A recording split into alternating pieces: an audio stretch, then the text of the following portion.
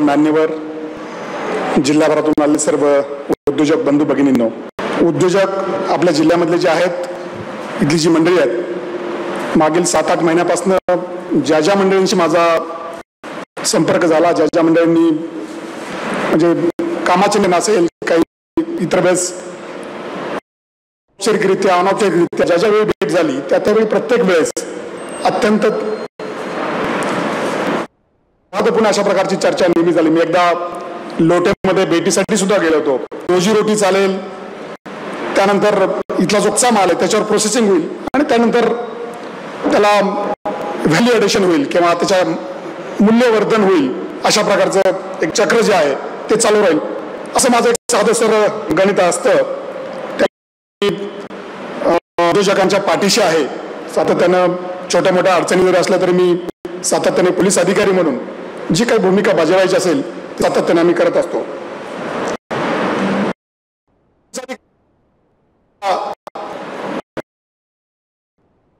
आता मी खाली बसलो होतो, चर्चा करत होतो, त्यावेळेस नेहमी मला वाटत राहतं, एक शेतकरी म्हणून किंवा एक शेतामध्ये मजूर जो आहे, शेतमजूर आहे, त्यांच्या भूमिकेतून जेव्हा आपण उद्योगांची भूमिका, त्यावेळेस नेहमी मला वाटतं की आपल्याकडे शेतमालांवरती प्रक्रिया होणारी जी उद्योग आहेत त्याच्यामध्ये करतायत. मी आत्ताच ललित गांधी साहेबांशी बोलत होतो.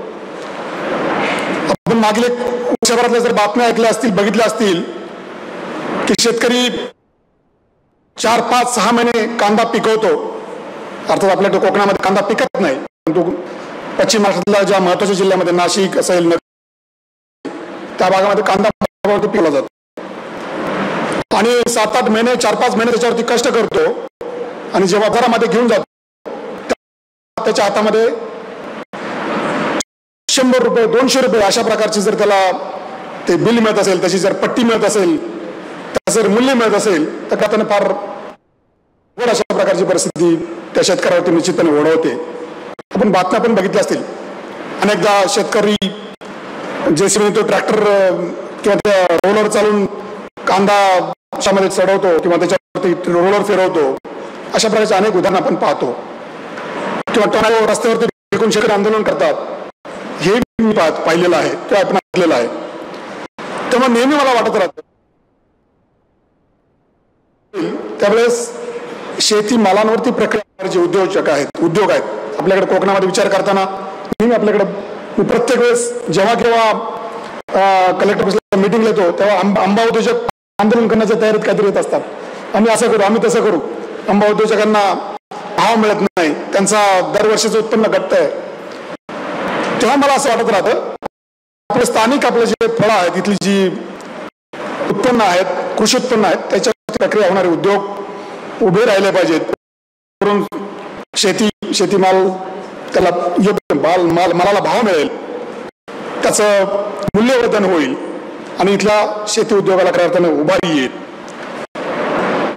इथे येण्यापूर्वी इंटरपोल नावाच्या संस्थेमध्ये काम करत होतो आणि मी सिंगापूरमध्ये होतो. तर सिंगापूर असताना मी जेव्हा बाजारामध्ये कांदा विकत घ्यायला जायचो, 1 किलो कांद्याचा भाव तिथे $6, $10, $600 रुपये किलो, एवढ्या भावाने मी कांदा घ्यायचो. मला नाही वाटत, मी पण कांदा उत्पादक शेतकरी आहे, मला नाही वाटायचं आपण काय इकडे हा कांदा इकडे एक्सपोर्ट करत नाही का, त्याच्यावर आपण प्रक्रिया करून इकडे कांदा पाठवत नाही.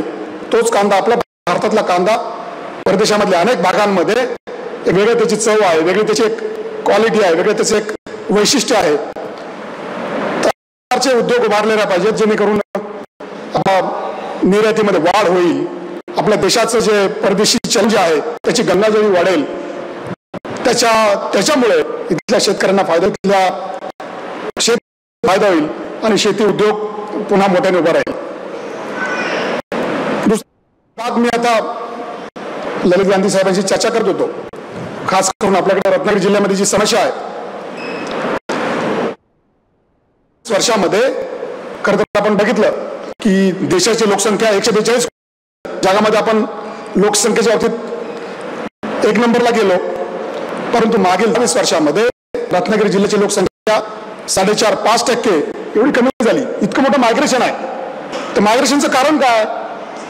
तर निश्चितपणे कारण तेच आहे, रोजगाराच्या कमी असलेल्या संधी, इथं असलेला रोजगार जो आहे पुरेसा नाही आहे, तिथे लोकांना पुरेसं मजुरी मिळत नाही किंवा त्याचं काम मिळत नाही, रोजीरोटीला साधन मिळत नाही, त्यामुळे लोक पुणे मुंबईकडे जातात. तिथे आकर्षण आपण पाहतो.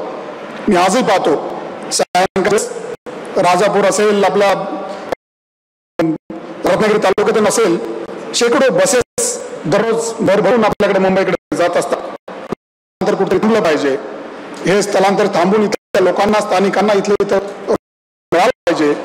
आणि त्याचबरोबर कृषी मालावरती आधारित प्रक्रिया करणारे उद्योग भागामध्ये उभारे राहिले पाहिजेत. अशा प्रकारची माझी एक प्रामाणिक इच्छा आहे, प्रामाणिक मत आहे. मला वाटतं ह्या विषयांवर निश्चितपणे चर्चा होईल, पण अगदी सुरुवातच करायची होती. अनेक वक्ते फार एक्सपर्ट होणार आहेत, माझा अधिकार नाही तो त्या विषयावरती अधिकाऱ्यांनी बोलण्याचं. पण जे माझ्या मनात आलं, जे मला वाटलं व्हायला पाहिजे, त्याबद्दल मी या ठिकाणी बोललो. जास्त घेणार नाही, अनेक लोकांना इथं बोलायचं आहे. फार मान्यवर इथं मंडळी आहेत, तज्ज्ञ मंडळी आहेत, राज्याचे अध्यक्ष या ठिकाणी ललितजी आहेत, इतरही अनेक मान्यवर आहेत, सगळे इंडस्ट्री उद्योजक या ठिकाणी आहेत. त्यामुळे जास्त वेळ घेणार नाही, पण पुन्हा एकदा जी उद्योजकता परिषद या ठिकाणी आयोजित केली आहे, त्यानिमित्ताने जे काही चर्चा होणार आहे, त्या माध्यमातून जे काही एक मंथन होणार आहे विचारांचं, त्या विचाराच्या मंथनात निश्चितपणे एक रत्नागिरी जिल्ह्याला एक वेगळं धोरण, वेगळे अशा प्रकारची ऊर्जा मिळेल, वेगळं अशा प्रकारचं एक दिशा मिळेल, अशा प्रकारचा विश्वास या ठिकाणी वाटतो. पुन्हा एकदा इथं आयोजकांचे मी आभार मानतो की मला या ठिकाणी बोलवलं, मला बोलण्याची सुरुवातीला संधी दिली, त्याबद्दल धन्यवाद. जय हिंद, जय महाराष्ट्र.